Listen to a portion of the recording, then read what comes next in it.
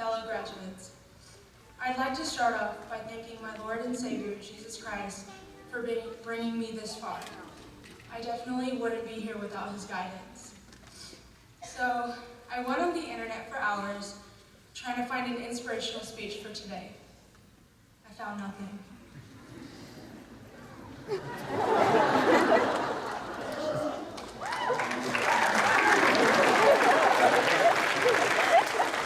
Just kidding. If you know me at all, you know that I love to sleep. Almost every day after school, I take a nap. It's actually quite arguable that I could be considered medically borderline narcoleptic. But I think everyone here would agree with me that sleep is a great thing. You can ease your mind, leave the world. For that short period of blissful nothingness, you can escape the troubles and stresses that skulk in the shadows of day-to-day life. That's why I slept my way through high school. But growing up, going to sleep was sometimes scary. It didn't come so easy. It was dark. You couldn't see what was right in front of you. There were monsters hiding under your bed, waiting for you to lower your guard. And it was lonely because there was no one there to ease your fears.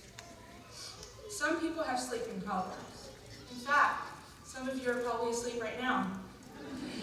Some sleep in class. Miss Walker would always get angry during lectures because she would hear someone snoring. But we all knew it was just Mustafa breathing.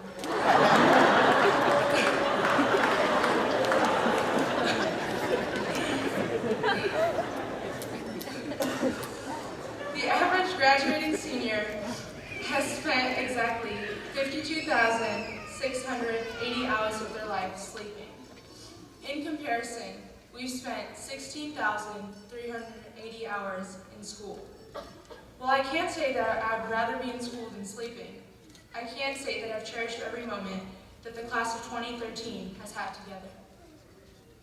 I've been in Sunnyvale since kindergarten, and it's crazy how the time flew by and how much we've grown throughout the years.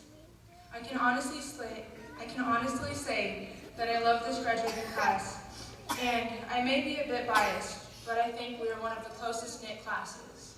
We are practically a family. Throughout my years in Sunnyvale, I've had several unforgettable memories. I still remember Miss Fisher teaching our third grade class what seemed to be the most complex math problems. And now I'm lucky enough to have had her as one of my high school teachers.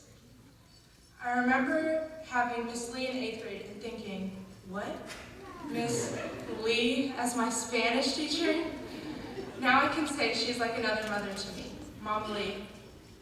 I used to remember how quiet Joyce used to be, but now she's the only one who's always telling jokes, followed by awkward silences.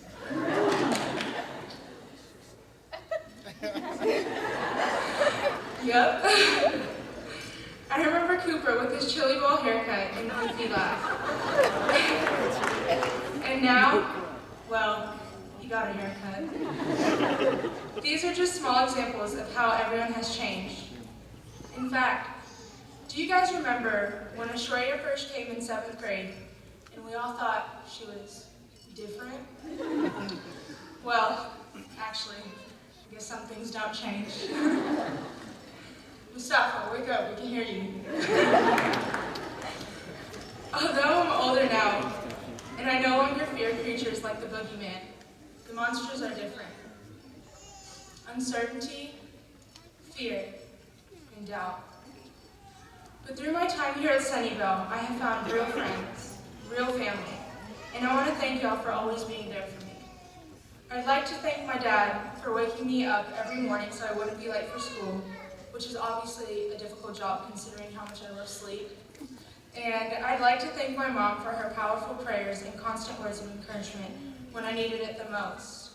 I'd like to thank my brother and sister, Jojo and Shirley, for playing the perfect role as older siblings and always believing in me, even when I didn't want to listen to them. Shout out to my family for coming all the way from Chicago, and even Mesquite to support me, and shout out to my church members from IPC Hebron for being here.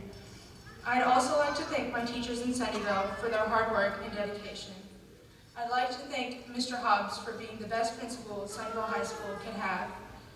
And lastly, I'd like to thank Aaron Phillip, Shaina Desari, Jesse Samuel, Sharon Joseph, and Tristan Dang for always being there for me. To all of you that I haven't mentioned, it's not because I don't love you all, it's because you didn't pay me. I love and adore all of y'all more than I can say or even express. You are the people that have shown me that just maybe I am not alone in the dark. I thought I'd pass on a verse which has impacted my life to the class. Jeremiah 29, verse 11. For I know the plans I have for you, declares the Lord. Plans to prosper you and not to harm you. Plans to give you hope and a future.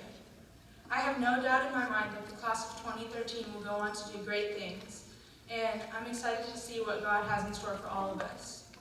I'd like to close by saying, Albert Einstein was salutatorian. Thank you.